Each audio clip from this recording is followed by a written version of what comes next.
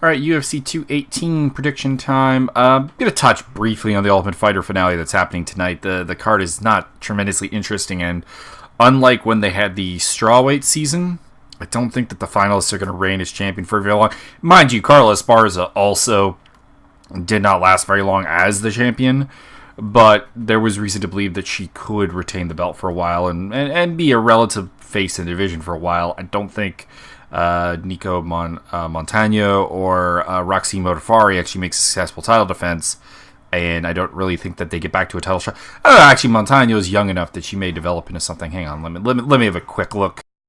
Exactly how old Nico Montano is while I do the rest of my spiel here. If you're here just for the quick picks, they're in the description below. You can also see the card in the graphic above here. Okay. Montano's 28. I thought she was, and almost 29. I thought she was younger than that. Okay. So that may not be the case of what I was thinking right there. Let's get into this, though, shall we? This is a pretty interesting card. Nearly every fight on the card has some kind of relevance, some kind of star-building potential in it, or just a fun action fight. So I think that's some good matchmaking right there. Amanda Bobby Cooper versus Angela Magana. Amanda Bobby Baby Pooper, if you listen to Angela Magana. I used to actually be a fan of Angela Magana, but it was before the Queen Bee persona really actually existed. It was when she was just kind of like this somewhat promising grappling prospect who I thought at the time was going to be able to do some things. Sadly, her physical gifts were exaggerated based on, I think, just unathletic opponents in her early days, which tended to happen in women's MMA at the time. It's nothing special. But then she became the Queen Bee persona. She is a clunky wooden striker. She's a good grappler, but not a fantastic one. She's not a particularly great athlete. She's up against Amanda Bobby Cooper, who is fairly athletic, very energetic, very aggressive. That can get her into trouble, but I don't see it in this fight. I just don't think Magana has kind of the ability to really catch her in a submission hold or counterpunch her or anything like that, because Cooper's defense in almost all regards is fairly subpar. So, there's definitely that chance, but I got to go with Cooper here by decision. Angela Magana, I don't know if you can get her a win against a UFC level fighter. And while I still have questions whether Amanda Cooper is a UFC level fighter, she is closer to being that UFC level fighter than Angela Magana. Justin Willis versus Alan Crowder. This is Willis's second or third fight in the UFC. I know he had the win against Mulheron. I think he was supposed to make his debut earlier than that, but he had problems with the weight cut because he's a heavyweight who actually cuts weight. I'm going with Willis. Despite his appearance, he's actually quite athletic. He has a relatively technical striking game, pretty hard to take down as well. There's a story that Eugene Robbins tells about him as a football player, just challenging wrestlers to try to take him down repetitively in college, which I believe he's actually very good at. Just has kind of natural takedown defense. I don't think Crowder gets him to the ground, at least not in a frequent enough basis. Crowder's chance to win this fight is to make Willis burn through his gas tank, because I do have questions about whether he has 15 minutes of gas or 10 minutes of gas. He's got more than 5. Like, it's not a disaster that some heavyweights are. But I think you can push him to gas. But Crowder, shows his chin a fair bit as well, which is a bit of a concern. But I'm going to go with Willis by decision, because I just don't think Crowder can force him into that, that light himself on fire, pour the gas all over himself, light himself on fire type of fight. Jeremy Kimball versus Dominic Reyes. I'm going with Dominic Reyes. I'm going to go second round stoppage. Reyes is an uber prospect to 205, and he definitely has a ceiling somewhere. Like, at some point, we're going to get a fight where he loses against somebody who we don't really think much. Like, if you exclude John Jones, almost every fighter who's fit this mold has had that loss. As much as, Jones technically had that loss, but it was a DQ loss to Matt Hamill. But Jones's athleticism was truthfully on another world and grounded with his wrestling background, which I think really helped, and his range. Reyes has a little bit of that. Like, I think his athleticism is actually pretty damn close. He is very rangy, but as near as I can tell, doesn't really have the same kind of style to make use of his dominance. I think at some point he's going to have a setback, but Jeremy Kimball is not that guy. Despite all the knockouts on Jeremy Kimball's record, don't let it fool you. He's not a power puncher or a power striker in any regards. He has very good accuracy, very good timing, and the fact that he can work, fast pace and kind of break you down a little bit and eventually finish you off is his key to victory. But against really good athletes, he has struggled. We've seen this in his UFC run so far. We've also seen it prior to his UFC run. I think Reyes will knock him out here. I think Reyes is probably the best athlete he's ever fought. And if you've historically had a problem with very athletic fighters and you're fighting someone who's more athletic than anyone you've ever fought, I'm going to have a hard time picking you. Abdul Razak Alhassan versus Sabah Homasi. Homasi apparently trains, and I didn't know this, with Omari Akhmedov, who is the guy who beat Razak Alhassan in his last fight. So there is some thoughts that maybe he can replicate some of the same game plan. But Homasi is not really the right kind of fighter for it. He's a fighter who kind of he's too aggressive. So I think the way to beat Alhassan, who has serious cardio problems and serious takedown problems, is to be kind of more reserved, let him commit, let him walk himself into takedowns, basically. And Homasi's not really that. He kind of tends to meet opponents, sort of in a, all right, you want to bang at a high pace? I'm going to bang at a high pace with you. And that's what Alhassan wants, because he's got amazing power, amazing athleticism. Not the most technical striking in the world, by far.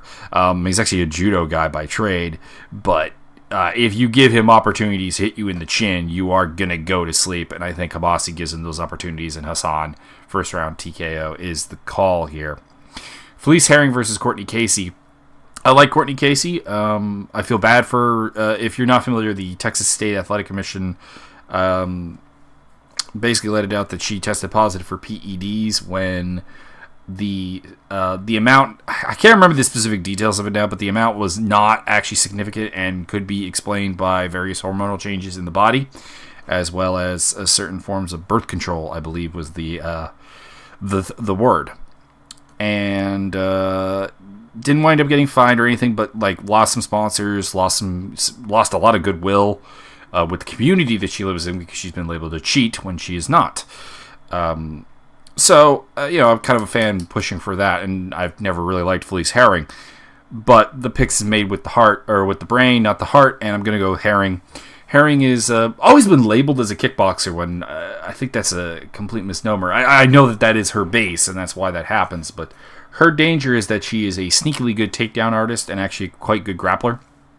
Courtney Casey does have some serious deficiencies when it comes to getting put on her back. She's actually pretty good off of her back, but she's much too prone to being put there. I see Herrig taking her down, taking a decision, hanging in there in the striking exchanges. I think she is actually the more technical striker, but Casey does have a bit of a bully ability on the feet. She sits down and she will just throw punches at you, and you have to deal with it. The problem is that also these are very prone to getting taken down. So that's both a blessing and a curse, I would say. Herrig by decision.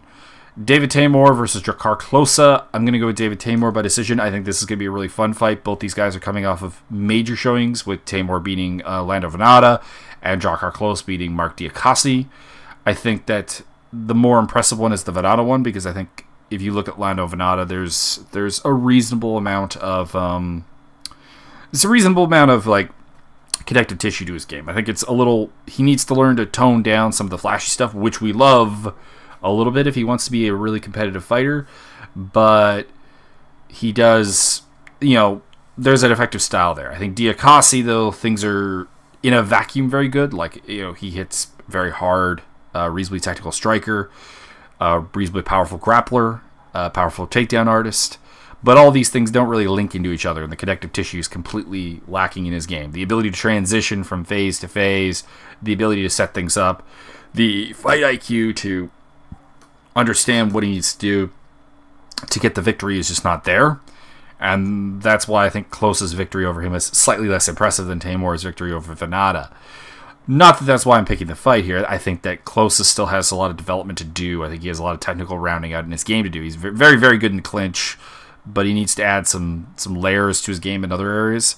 Whereas Teymur, I think, is pretty much a finished product right now. He's a surprisingly good wrestler, both offensively and defensively. He's a European champion kickboxer, I think, if I recall correctly, or competed very far in there, like his brother. Going with Teymur here by decision, I haven't seen enough of Close to believe that he can be finished by Teymur, and Teymur is not a tremendous finisher. So, yeah, I'm going to go David Teymur. Alex Oliveira versus Yancy Medeiros. Yancy Medeiros is the latest in a long line of people who are trying to breathe a third Diaz brother in a lot of ways. He's not a bad boxer. He's got pretty good takedowns, submission game as well. A little undersized for welterweight. Oliveira is not undersized for welterweight. The fact that he used to fight at lightweight is a bit horrifying, to be honest. Oliveira is a physical specimen. Very, very dangerous fighter. He can knock you out. He can wrestle you. He can overpower you. And I'm going to go with him to do so here. By decision, because I think Medeiros is super tough, super rock hard. I think it's going to be a good fight, but I think Oliveira just has the physical attributes advantage here. I think while he's not necessarily more technical than Medeiros in a lot of areas, Medeiros is not exactly a technical god himself and relies on kind of his own natural toughness and durability to make things happen. Oliveira, too powerful to really rely on that for, so Alex Oliveira here. Charles Oliveira, we continue with the Oliveiras, versus Paul Felder. Charles Oliveira is a hard guy for me to pick because I never know really what's going to come out. His what's going on in his head is always a bit of a question for me. The attempts to go down to 145, despite the obvious problems he had with weight cutting, being a key example of that. That being said, he's a better striker than you would think, and he is one of the best grapplers at lightweight, in my opinion. Now, can he take down Felder? That's the question. Felder's pretty difficult to take down, and not a bad grappler in his own right, in terms of being able to handle himself. I am going to go with Oliveira by decision, though, because I think that if you can pressure Felder in an effective manner and threaten takedowns, you can somewhat neutralize him and be able to bank rounds. And we kind of saw Oliveira be able to do that in the early going of the Anthony Pettis fight before cardio problems and cutting to 145 became a humongous problem for him. So I am going to go with Charles Oliveira, but this is the less competent pick of the undercard, basically. Everything else I'm fairly certain of, although there are, of course, always problems, but I think that Oliveira is my least likely to win pick, but I do believe he is the guy to beat Paul Felder. So, very interesting fight. We'll see what happens. Tisha Torres versus Michelle Waterson. I'm going with Torres all the way. I'm going to go with Torres probably against almost every strawweight on the roster because with a full training camp, this girl is really dangerous. She is fantastically athletic. She's starting to feel comfortable enough to go for finishes now, which I think is a great thing as well. Her stand-up game is very good volume kickboxing game. Difficult to take down, able to take people down, very competent grappler as well. Has all the tools. I mean, she arguably beat the current champion, Rose Namajunas. She does actually have a win over Namajunas from earlier in her career. She's arguably undefeated if you exclude the Ultimate Fighter fights. And Michelle Waterson has a lot of holes in her game that come from the fact that she really fights like a karate fighter as opposed to an MMA fighter in the stand-up realm. She likes to turn kind of the sideways stance, gives up her back, kind of loses vision of the opponent a lot. I think Torres can abuse that and absolutely use a lateral movement to work her up a little bit. I think it's a pretty easy fight for Torres, and I think it's a bad fight for Michelle Waterson, who's actually managed by William Morris. You'd think they would give her winnable fights, and I don't really see how this one is, because Torres had not been finished her career. Very tough girl. Waterson's takedown game is very strong in the few techniques she uses, but she uses very few techniques. And I see Torres being able to read that a little bit too well for that to really be a factor in this fight. One moment here, taking a sip of a beverage.